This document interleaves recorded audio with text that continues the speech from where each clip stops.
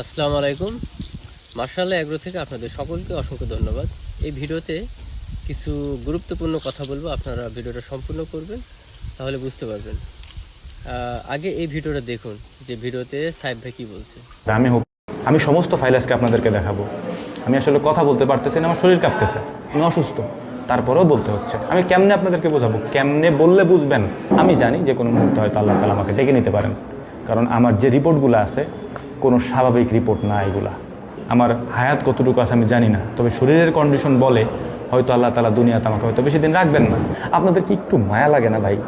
একটু মায়া লাগে না যে এই মানুষটা বারবার করে আমাদেরকে বলে বুঝায় যে ভাই আমাদেরকে একটু সময় দেন, আমরা আমাদের নিজেদের কাজগুলো করি, এর পাশাপাশি আমরা একটু রেস্ট নিই। কিছু মানুষ আছে, যদি আমি মারা যাই আমাকে এসে বলবে যে ভাই আমি তো আজকে দেখা করতে আসছিলাম, আপনি আজকে মারা গেলেন কেন? আপনারা দেখলেন ভিডিওটা পুরো সম্পূর্ণ। আসলে বিসমিল্লাহ এগ্রো যে সাহেব ভাই, আপনারা ভিডিও দেখেন, তাকে নিয়ে অনেকে অনেক মন্তব্য করেন, কিন্তু ভাই এতটা কষ্টে আর এতটা বদনজরের মানে কালো জাদুতে আসক্ত বা তার অনেক রোগ আছে, কিন্তু আপনারা অনেকেই না বুঝে আপনারা ও কন্টিনিউ তার বাসায় চলে যান। আসলে যখন একটা মানুষ পপুলার হয়ে যায়, তখন যদি আপনার প্রত্যেক দিন যদি একটা মানুষ তার সাথে 20 থেকে 30টা মানুষ যদি দেখতে যায়, একটা সুস্থ মানুষও অসুস্থ হয়ে যায়।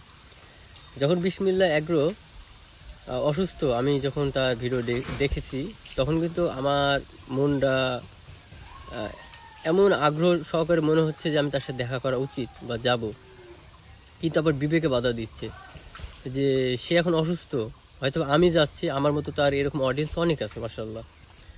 তো আমরা যখন একটা মানুষের সাথে প্রত্যেক দিন 20 থেকে 30 জন যখন তার সাথে সাক্ষাৎ করব, সে কিন্তু এমনি একটা সুস্থ মানুষ অসুস্থ হয়ে যাবে, সে তো কিন্তু এমনিতে অসুস্থ। তো ভাই রিকোয়েস্ট সবাই মানবেন, আপনাদের কাছে দয়া করতেছি, মানে মানে দয়া করে ভাইয়ের পুরে, যে এভাবে আপনারা ভাইয়ের সাথে দেখা করবেন না। ভাই সুস্থ হোক, তারপরে যাবেন, দেখা সাক্ষাৎ করবেন। ভাই কিন্তু মানসিক অসুস্থ হয়ে গেছে আপনাদের অতিরিক্ত কারণে। তা না হলে আপনারা যে হসপিটালের যে ভিডিওটা আপনারা দেখছেন, ভাই কি বলছে, ভাই কত কষ্ট না পালে কোনদিন কথাটা এভাবে বলে না। ভাই বলছে যে হয়তো বা আমি যদি মারা যাই, কোনো মানুষ যদি দেখতে যায়, হয়তো বা সে মানুষটা বলবে যে দেখা করতে যায়, বলবে যে সাহেব ভাই আপনি মারা গেলেন কেন, আর একটা দিন থাকতে পারতে, আপনার কথা বলবো, দেখা করবো, সাক্ষাৎ করবো। এই কথাটা সাহেব ভাই বলেছে। কেন বলছে? যে আসলে কিন্তু এমন কিছু ক্যাটাগরি মানুষ তার সাথে দেখা করতে যায়, যে হয়তো বা বলে যে ব্যস্ত বা অসুস্থ, কিন্তু তারা মানে না, যার কারণে কিন্তু ভাই এই আক্ষেপলে কথাটা বলছে, অনেক আক্ষেপলে কথাটা বলছে। কিন্তু আমার কথা হচ্ছে যে আপনার একটু আপনার কমন সেন্সকে অ্যাক্টিভিটি বাড়ান। কমন সেন্স কাকে বলে জানেন? কমন সেন্স হচ্ছে নিজের অসুবিধা, নিজের যে সমস্যাগুলো আরেকজনকে ফিল করা। ঠিক আছে, যখন আপনি অসুস্থ থাকেন, আপনার যে কষ্টটা আপনি বুঝেন না, সেম আরেকটা মানুষের কষ্টগুলো বুঝতে হবে।